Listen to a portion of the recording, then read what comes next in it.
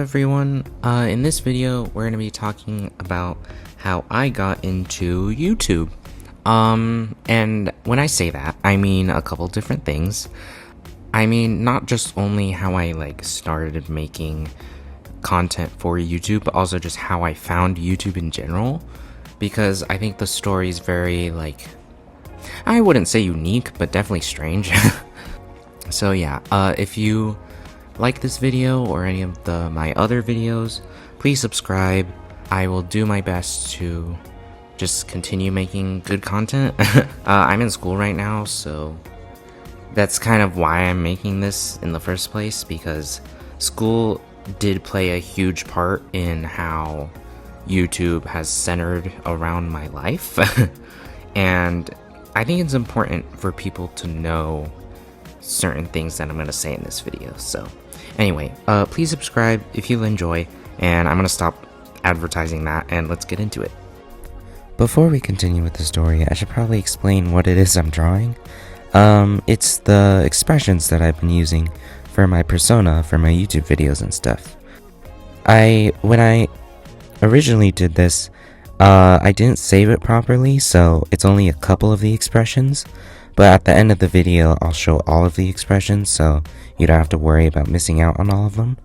Also, recently I've been redoing all of my old art because I learned a bit more about the new software I got, which is Clip Studio Paint, and I've definitely improved my skills over the couple weeks, I guess, or month. So I redid all of my OCs, which includes Mace. So the expressions I'm using in this video and videos going forward are a little different, but I'll show what they look like when the video's over. Anyway, let's get back with the story. Also, by the way, I'm eating lunch right now, so I'll definitely edit out the parts where I'm chewing. So when I was a little kid, me and my siblings were not allowed to watch YouTube at all. And it was kind of weird because we were able to put stuff on the TV, and before we even knew this was a rule, we sat at our couch in the 5 o'clock in the morning, and we were like, hey, what should we watch? And then we were all like, I don't know, there's nothing really interesting on right now. And then we were looking at things and we were like, oh, what's YouTube? And then we clicked on the app and it showed just a world full of content and things. And at the time, Minecraft was the hot thing. So we were like, is there anything about Minecraft? And there was so much fucking videos about Minecraft, and it blew our minds. We were like, oh my god, let's watch that. And then we watched that, and we also watched mystery box openings and stuff. I think that was really popular with us. And then when our parents woke up, they weren't super mad, but they said that we shouldn't be doing that anymore, and that we shouldn't be watching YouTube anymore, especially not without their permission. And we were confused. We were like, why? There's nothing bad. It's just a couple people opening random things and video games and stuff. And I can kind of see the reasoning for the mystery box openings, because then you are just gonna envy them and just be a snobby brat and say but those people are getting all that stuff, why I'm not getting that stuff. I can get why they wouldn't want their kids growing up that way, or growing up thinking hey, I should put my face out in the public when I don't know anything about the real world. That also makes sense. But it kind of bummed me out, not because of the mystery box opening, but because I couldn't watch Minecraft anymore, and I didn't have a computer or anything. Now, after I saw the Minecraft videos, I did ask for Minecraft, and I did get Minecraft, but it the computer for it broke, and it wasn't even my fault, and then I couldn't play it. It was a horrible time. But anyway, we're not talking about Minecraft, we're talking about YouTube. Although I will say, Minecraft does have a lot to do with my YouTube history specifically, because from that age, which is probably 6 or 5, and like years old. I watched it for like 2 seconds, and then all the way up till like I don't even know, like 13 years old or 15 years old was the time I got into YouTube again. Oh my god, excuse me. Or whenever COVID hit. So, yeah, no, I was like 12, 13-ish. And COVID just hit. I just hit the mic on accident. COVID just hit. And it was devastating because I was like very social and talkative. Like, so much more than I am now. I'm definitely learning to get back to that, but COVID's a whole other fucking story. So, not only did COVID hit and I couldn't talk to any of my friends, but that was the year I had to go to middle school. So I had to switch schools to just continue my education. And the school I went to was a public school, and before that I went to a private school. And the public school had everyone take home their own personal computers. Keep in mind that they were not good computers, they were Chromebooks. But also, like, it was a fucking computer. Like, I was never gonna get a computer after what happened with with Minecraft. So that was cool. I couldn't play like games on it or anything on the Chromebook, but it was just cool because I felt like an adult. And I'm really good about my schoolwork, and I was doing good from home, and I learned that my brother was not doing so well. I don't think my sister was either, but I think she was doing better than my brother. And I would hear them, my brother and my parents, just arguing about his grades at night, and I would wonder why. And then one day when I was, believe it or not, doing gym class online through a webcam, I saw my brother, who was in the same class, just sitting on the table on the computer doing something. And I was like, I don't know what he's doing, but I should probably report it. And once the class ended and we had like a little passing period before our next class, I went to go see what he was doing, and all he said was like, don't tell mom. And then he showed me the screen, and it was like YouTube. It was just YouTube, and he was watching like some gamer. And I was like, how do you have access to YouTube? I thought we weren't allowed to have YouTube. And he's like, we're not, but it's free on the computer, and there's nothing really bad about it. It's just videos. And he's like, I'm sure you can watch it too. And he basically tried to like rope me in. And I was like, no, I'm still fucking telling on you. You just skipped out on class. That's not fair. And I took my computer, went to my room, and I didn't tell on him. I instead just went like, this YouTube thing, I don't understand why my parents wouldn't let me watch YouTube. And then I just got curious, and I didn't watch it for like a week after I learned he was, and I didn't tell mom or dad that he was watching YouTube. So I was just like having these thoughts and feelings about this app, and then one day I just cracked and I watched it on the computer privately, and it was just like last time. Like a whole other world was unlocked, or like re-unlocked in my mind, and it was just amazing. Like there was so much community and funniness, but also like drama. And when I say drama, I don't mean like YouTube drama, you know, like like the whole thing that happens with like Wilbur Soot and his like biting dilemma. That's not what I mean. I mean like you could watch a story, like a movie scene or a fan film or a music video, animation, that's a big one, and they just like stuck with me and resonated with me.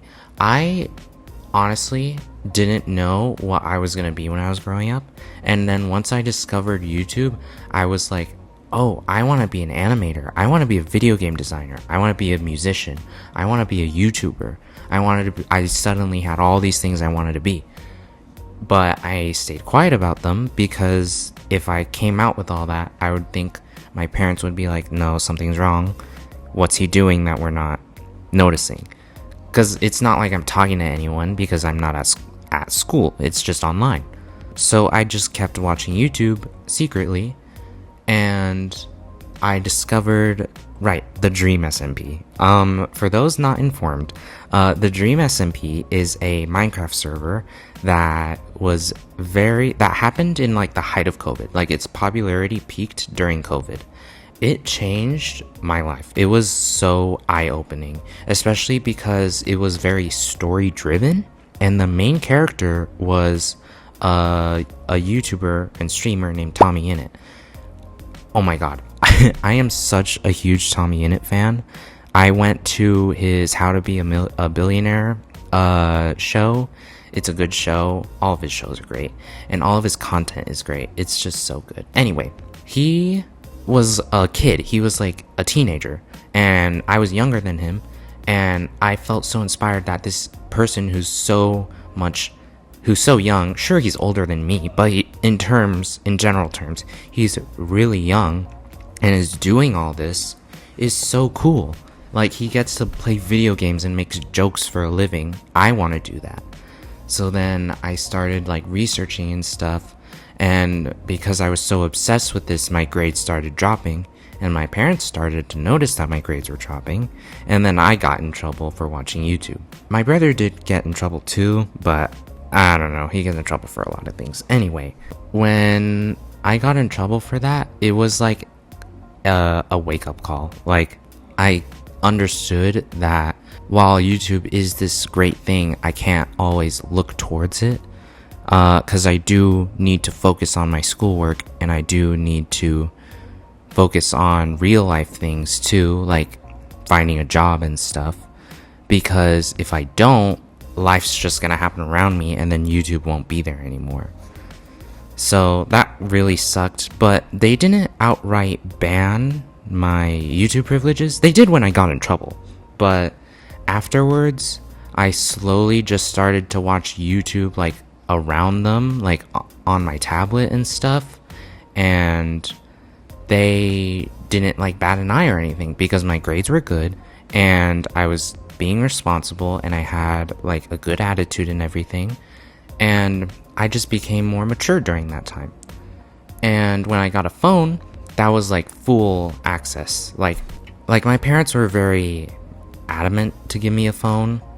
Like, they definitely restricted it, but I was like one of the first few of the siblings to actually get full access of my phone, which included YouTube, and that shapes like all of my creative inspirations and music and stuff. Oh my god. Oh, I'm gonna kill that fucking kid if he screams one more time. He's playing Fortnite right now. And then that's kind of where the story ends, honestly. At least for me getting into YouTube. Getting into it from a work/content creation side of things is a different story. Ever since I discovered Tommy Innit, I always wanted to be a YouTuber. However, while I was inspired by him, after I got in trouble, I was like, there's no way I'm gonna be a YouTuber. Not only do I have parents that restrict and take away if I mention anything about like gaming or YouTube or anything in the social media sphere, but I don't look good. I look ugly, and I'm too much of a nerd. I'm not as funny as Tommy Innit, and I have an ugly voice. And this was also during the height of COVID, so all of my like socialness went away, and all of my social anxiety started to creep in, especially during my teenage years, because as everyone knows, that's when you get your most socially anxious. That time really sucked for me, and I'm like almost done with high school, and I look back on it and I feel bad for my younger self, but I'm so proud that that's like over now. Like, because I can see that I'm not as ugly as I think. I just had a bad haircut. Like, sure, I looked like a fucking emo kid with my straight ass hair that could cover one eye, but that just meant I needed to change my hairstyle.